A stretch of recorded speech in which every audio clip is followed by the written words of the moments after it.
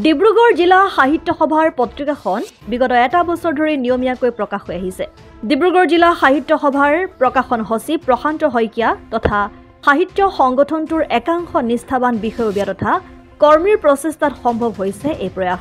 বিভিন্ন প্ৰান্তত সুপ্ত হৈ থকা বহু প্ৰতিভাক পোহৰলৈ অনাৰ লগতে ডিব্ৰুগড় জিলা সাহিত্য সভাই এই পত্ৰিকাখনৰ যোগেদি নিয়মীয়া চৰ্চাৰ এক মঞ্চ হিচাপে গঢ়ি তুলিবলৈ সক্ষম হৈছে। এই পত্ৰিকাখনে এক বছৰ সম্পূৰ্ণ কৰাৰ উপলক্ষে 6 অক্টোবৰত বৰ্ষপূৰ্তি অনুষ্ঠান অনুষ্ঠিত হয়। নন্দলাল বৰগোহাঁই চিটি মহাবিদ্যালয়ৰ সহযোগত মহাবিদ্যালয়খনিৰ প্ৰেক্ষাগৃহত আয়োজন কৰা এই বৰ্ষপূৰ্তি অনুষ্ঠানতে পত্ৰিকাখনৰ দ্বিতীয় বছৰৰ প্ৰথমটো সংখ্যা উন্মোচন কৰে সদৌ অসম কবি সন্মিলনৰ উপসভাপতি উজ্জ্বল পাউগামে। ইয়াৰ পূৰ্বে পুৱা 9:30 চিৰ চেনেহী মোৰ ভাষা জননী শীৰ্ষক গীতটি পৰিৱেশনৰ পিছতেই বন্তি প্ৰজ্বলন কাৰ্যসূচীৰে সমাপন হয়। পৰৱৰ্তী সময়ত প্ৰদৰ্শন হয় ডিব্ৰুগড় জিলা সাহিত্য সভাৰ পত্ৰিকা এক অবিৰত শোভাযাত্ৰা শীৰ্ষক তথ্যচিত্ৰ। আপোনালোক সকলোলৈকে আমাৰ এই অনুষ্ঠানলৈ অহাৰ বাবে ধন্যবাদ জনাইছোঁ। আচলতে আজি চাওঁতে আমি এটা বছৰ অতিক্ৰম কৰিলোঁ। ডিব্ৰুগড় জিলা সাহিত্য সভাৰ পত্ৰিকাৰ যি অবিৰত যাত্ৰা, আমি এই যাত্ৰাখনৰ এটা বছৰ অতিক্ৰম কৰি আৰু দ্বিতীয় বছৰৰ প্ৰথম খণ্ডটি আমি আজি প্ৰকাশ পাইছে আমাৰ মাজত। ইমান এটা সমাদৰ পাব বুলি প্ৰথমতে আমি ভবা নাছিলোঁ, কিন্তু ইমান বিপুল সঁহাৰি সকলো পাঠক আৰু লেখক সকলোৰে যি সঁহাৰি, এই সঁহাৰিৰ কাৰণেই আজি এটা বছৰ অতিক্ৰম কৰিবলৈ সক্ষম হৈছে আৰু এটা বছৰ অতিক্ৰম কৰি আজি দ্বিতীয় বছৰৰ প্ৰথম সংখ্যাটি প্ৰকাশ পাইছে। মই মোৰ এই যাত্ৰাটি সফলভাৱে অবিৰত যাত্ৰা হৈ থাকক, গতি লৈ থাকক, এই কামনা কৰিয়েই এই পত্ৰিকাখনলৈ মই শুভেচ্ছা জ্ঞাপন কৰিছোঁ আৰু এইখিনি কৈ মোৰ বক্তব্য সামৰণি মাৰিছোঁ। ধন্যবাদ। ডিব্ৰুগড় জিলা সাহিত্য সভাৰ আমি যি জনমুখী যাত্ৰা যোৱা এবছৰ আগতে আৰম্ভ কৰিছিলোঁ, তাৰ আজি দ্বিতীয়টো খোজ। আমাৰ পত্ৰিকাখনে 2 মাহৰ মূৰে প্ৰকাশ হৈছিল আৰু আজি তাৰ বৰ্ষপূৰ্তি।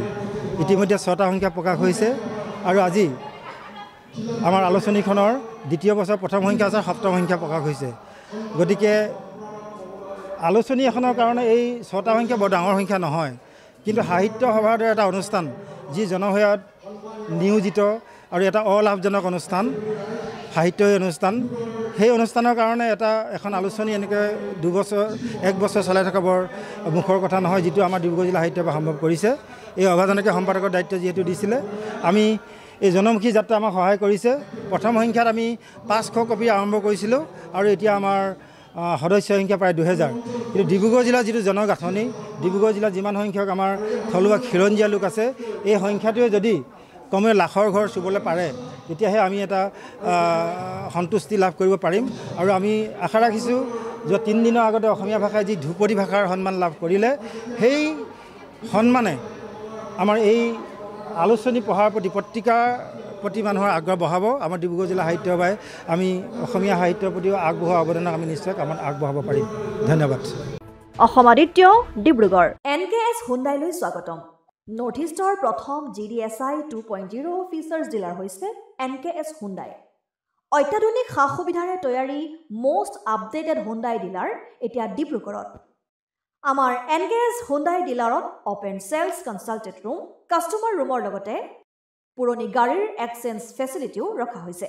ইয়াত চেলছৰ লগতে ছাৰ্ভিচ ছেক্টৰৰ সুন্দৰ সুবিধা আছে। প্ৰয়োজনীয় সকলো এডভান্স টুলছ, হুইল বেলেন্সিং, এলাইনমেণ্টৰ অত্যাধুনিক machine, post hydraulic lift, fully train মেন পাৱাৰৰ লগতে nitrogen gas filling facility, fully automatic car ৱাছৰ ফেচিলিটিও আছে।